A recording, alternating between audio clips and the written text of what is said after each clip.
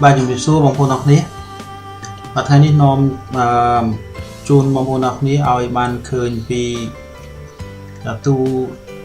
nhỏประเภท auto ได้ខ្ញុំបានធ្វើឡើងជាទូអាលុយញោមហើយទូនេះយើងអាចដាក់សុទ្ធបាន88សុទ្ធបាទ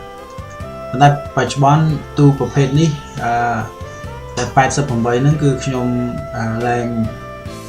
ធ្វើហើយបាទគឺមានចាប់ពី176សុទ្ធឡើងទៅហើយបើសិនបើបងប្អូនចង់បានមកអាចតាក់ទងខ្ញុំតាមលេខទូរស័ព្ទនៅក្នុងវីដេអូនេះស្រាប់ឬក៏បងប្អូនអាចតាក់ទងមកខ្ញុំតាមលេខទូរស័ព្ទដែលខ្ញុំនឹងប្រកាសនៅក្នុងវីដេអូនេះផងដែរបាទហើយដោយបងប្អូនបានឃើញនេះគឺជាកង្ហារបឺតខ្យល់ចេញដែលខ្ញុំបានភ្ជាប់វាហើយកង្ហារបឺតខ្យល់ចេញនេះគឺវាមានសារៈសំខាន់ដើម្បីធ្វើឲ្យទូរបស់យើងមានខ្យល់បរិសុទ្ធបាទហើយនេះកង្ហារបឺតចូលបាទ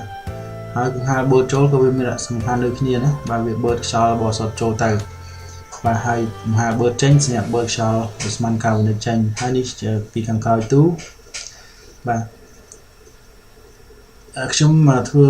ឬក៏តដង្ហើមបែបនេះដូចបងប្អូនឃើញណាបាទហើយនេះគឺមើលចំពីមុខខាងទូតែម្ដងបាទទូភ្ញាស់ផងមន់ផងទានេះឯងបាទអញ្ចឹងប្រសិនបើបងប្អូនចង់បានណាទូនេះវា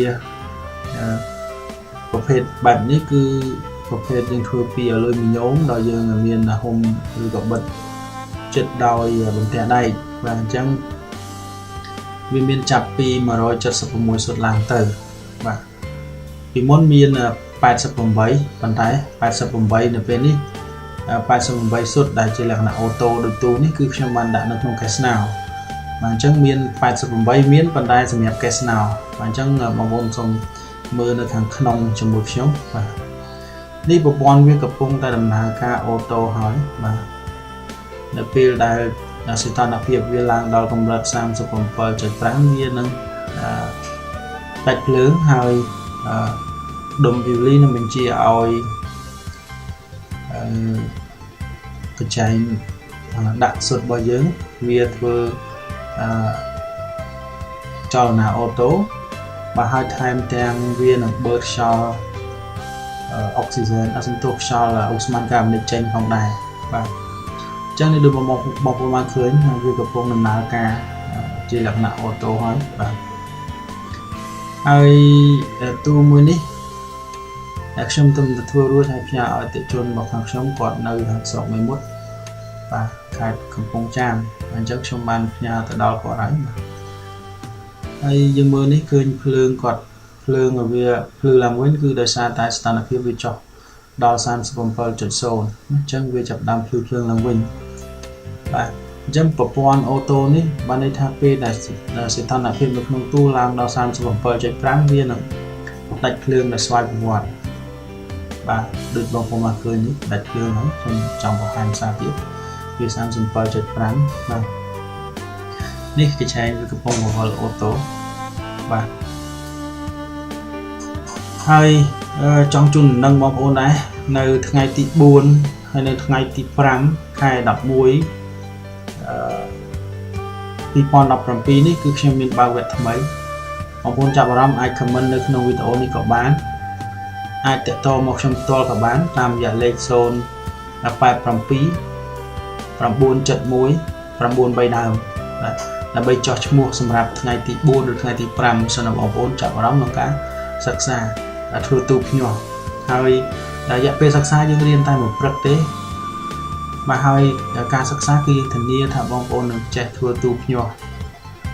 បើសិនបើបងប្អូនចង់ធ្វើទូភ្ញាស់ប្រភេទអូតូបែបនេះក៏បានបងប្អូនចង់ធ្វើទូភ្ញាស់ប្រភេទកេស្ណៅក៏បានបងប្អូនចង់ធ្វើទូធំជាងនេះក៏បានតាមរយៈការសិក្សាជាមួយខ្ញុំតែមួយវគ្គទេរយៈពេលមួយព្រឹកហើយតម្លៃសិក្សា$35បាទគឺមានបង្រៀនពីការធ្វើកេស្ណៅធម្មតាមានបង្រៀនអំពីការធ្វើប្រភេទអូតូនេះហើយក៏មានបង្ហាញឬក៏មានណែនាំអំពីការធ្វើវ៉ាក់សាំងមាន់ដូចគ្នាដែរ ចឹងបងប្អូនចំណាយតែ$35បានរៀនសូត្រទាំងអស់អំពីទូភ្ញាស់បាទត្រឡប់មកមើលទូភ្ញាស់នេះវិញបាទយើងមើលទៅឃើញវាសាមញ្ញស្អាតហើយនៅក្នុងទូយើងបានរៀបចំប្រព័ន្ធភ្លើងយើងបានរៀបចំប្រព័ន្ធកង្ហារបានរួចរាល់ហើយហើយទូនេះវាទូល្មមដែរទេបាទហើយមួយឈុតរបស់វានេះវាមានដោយបងប្អូនឃើញអញ្ចឹងបាទថែមទាំងបូកជាមួយនឹងឧបករណ៍វាស់សំណើមមួយទៀតដែលយើងដាក់នៅពីខាងលើទូបាទហើយយើងមានរុនតូចមួយដែលសម្រាប់ញុកខ្សែ sensor របស់ឧបករណ៍វាស់សំណើមចូលទៅក្នុងហ្នឹងចឹងនេះបងប្អូនមើលពីខាងក្នុងហ្នឹងយើងមើលខាងក្នុងហើយមួយទៀតបងប្អូនប្រព័ន្ធខ្សែភ្លើងគឺខ្ញុំបានរៀបចំបានយ៉ាងស្អាតល្អហើយយើងមើលទៅមានប្រអប់ខ្សែភ្លើងនៅក្នុងនោះដែរបាទអញ្ចឹង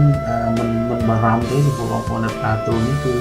ខ្ញុំបានរៀបចំប្រព័ន្ធខ្សែភ្លើងបានល្អត្រឹមត្រូវបាទហើយបងប្អូនសូមជួយ subscribe ក៏ដូចជា share ឬក៏ like នៅវីដេអូនេះផង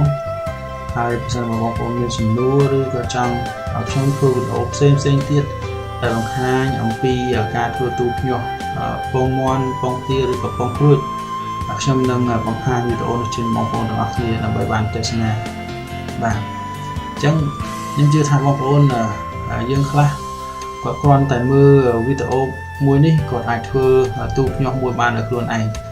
បាទមិនចាំបាច់មករៀនក៏បានបាទបើសិនជាគាត់រៀនអំពីការធ្វើឲ្យចរន្តនោះវាដើរធ្វើឲ្យ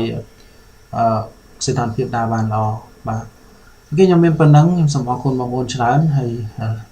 សូមជម្រាបលាបងប្អូនកុំភ្លេច share វីដេអូនេះផងបាទសូមអរគុណ